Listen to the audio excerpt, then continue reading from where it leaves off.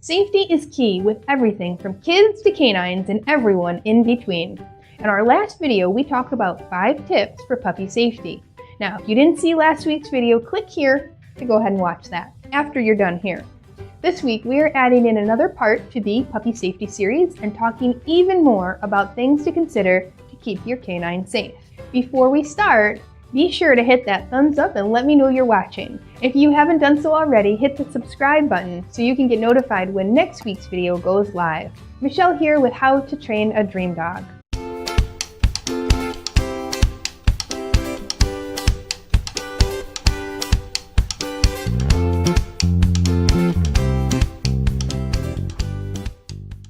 Now, don't forget to check out my other social networks after you're done watching this video. You can grab the link to those in the description below.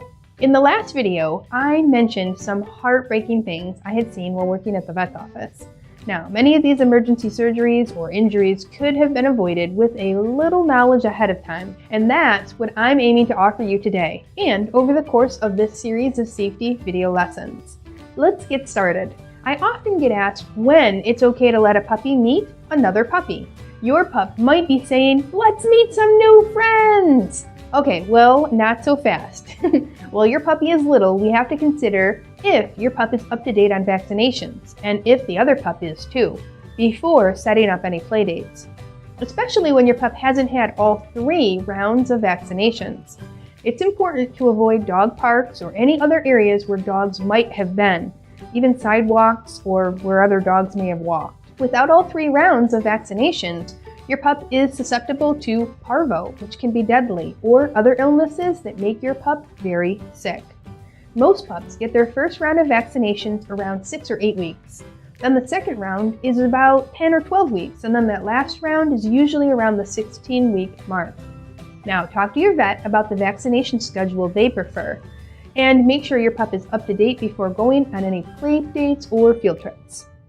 Now, I hate to bring sad news to you, but recently I was saddened to hear that a child had broken their arm due to a small puppy that got underfoot. That puppy was racing around and playing and chasing after the child, and the puppy jumped up and knocked the child over.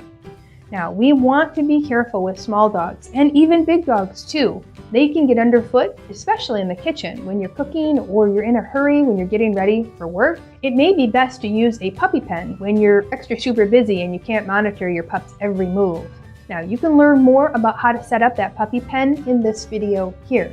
Now, your puppy can play and you can finish your tasks without feeling like you may have accidentally trampled them. Small dogs often follow us around like little shadows, and we don't want to accidentally step on a paw or trip and fall as they weave in and out of our feet. Okay, inside our online 30-day to puppy perfection program, we teach puppies a go-to-your-bed lesson. Now, this means that you're teaching your puppy to go to a designated place and lay down while you're busy, or you're eating dinner, and it would be far better than having them get into trouble and tripping and making somebody fall, or jumping on you while you're cooking, or getting tangled up in your feet as you walk through a room. So, speaking of eating dinner, how many of you guys give your puppy treats? Well, I should hope so. You're working on training, right? But there can be too much of a good thing. Now, we know you'll be excited to work with your pup on all the great training games inside the 30-day to puppy perfection program, but it is possible to give too much of a good thing. Too many treats can really bother your puppy's tummy, and it's not good for him to have such a big portion of his food come from treats. So you can use kibble or his meals for some training games, or you can just set aside some daily allowance of food and take his training treats from that amount. Did you know that 54% of American dogs are overweight? All because they're given too many treats and are overfed. This leads to a whole bunch of health issues. Be sure to talk to your vet about the correct amount of food your puppy should be eating. Treats really should only make up about 10% of your puppy's daily intake. Now, how many of you guys travel with your puppies in the vehicle?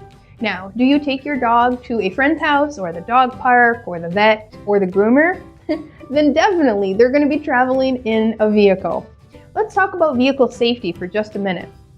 Now, one of my big pet peeves is seeing dogs loose in a car wandering around, pacing back and forth, and distracting the driver as well, and they're not secured in the vehicle at all.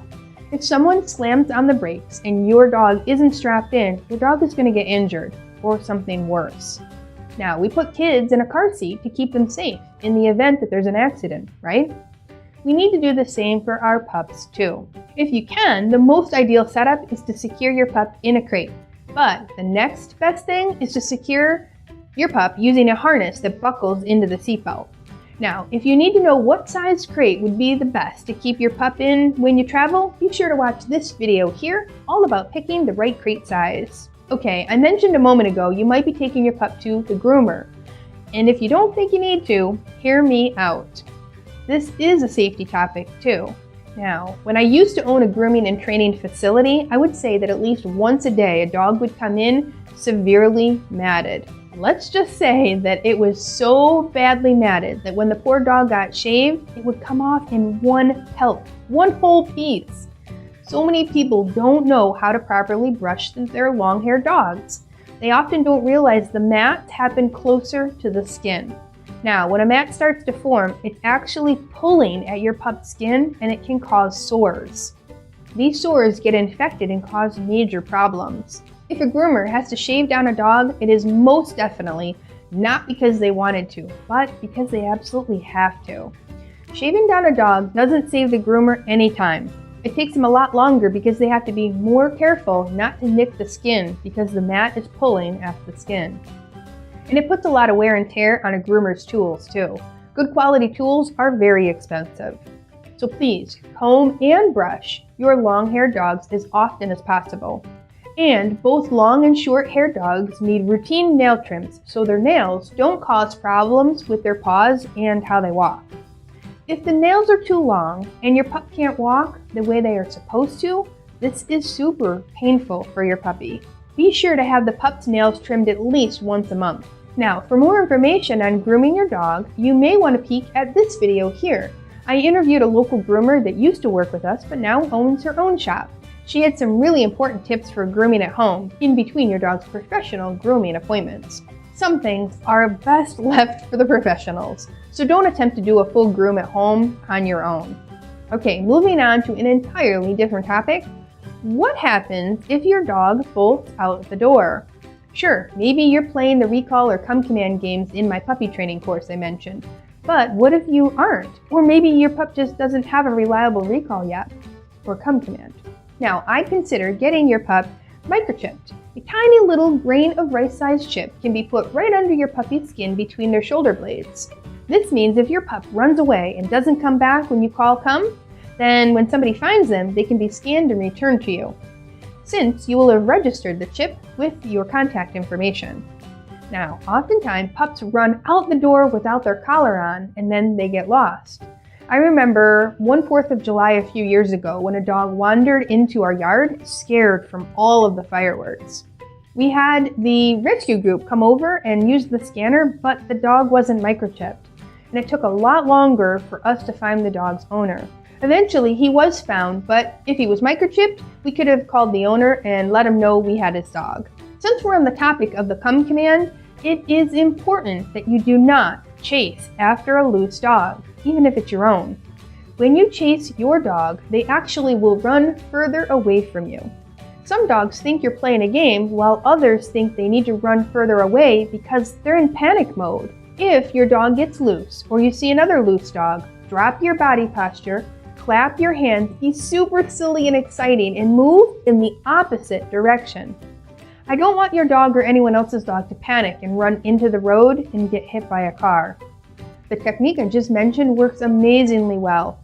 And until you practice the come command games inside my course, this is what I recommend you do. Now, on a side note, if you have a new puppy and you want to learn more about puppy training, such as potty training or crate training, and my top tips for being the best puppy owner possible, be sure to grab my free new puppy starter kit. The link is in the description below.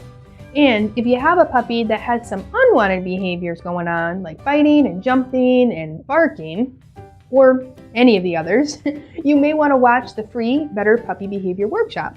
I'll put the link to that in the description below. Now, before I share the last tip for this week's video, be sure to hit that subscribe button so you get notified when the next video in this series comes out. Alright, now for the last safety tip I'm going to share in this video. It may come as a surprise to you. Okay, how many of you guys have seen cats playing with the laser pointers? Well, I'm here to burst your bubble and tell you that you cannot play with laser pointers with your dog. We never ever want to use laser pointers with our dogs. Dogs can become extremely fixated on the light they see, and it gets really frustrating when they can't actually get at it. And it may be funny to watch, but what's actually happening is a psychological nightmare is forming in your dog's brain. Dogs start to focus on other flashing lights, including shadows and beams of sun rays coming through the window. This is known as light obsession, and it is not an easy behavioral problem to solve once it's begun. Many times the behavior becomes so strong that it causes permanent mental damage.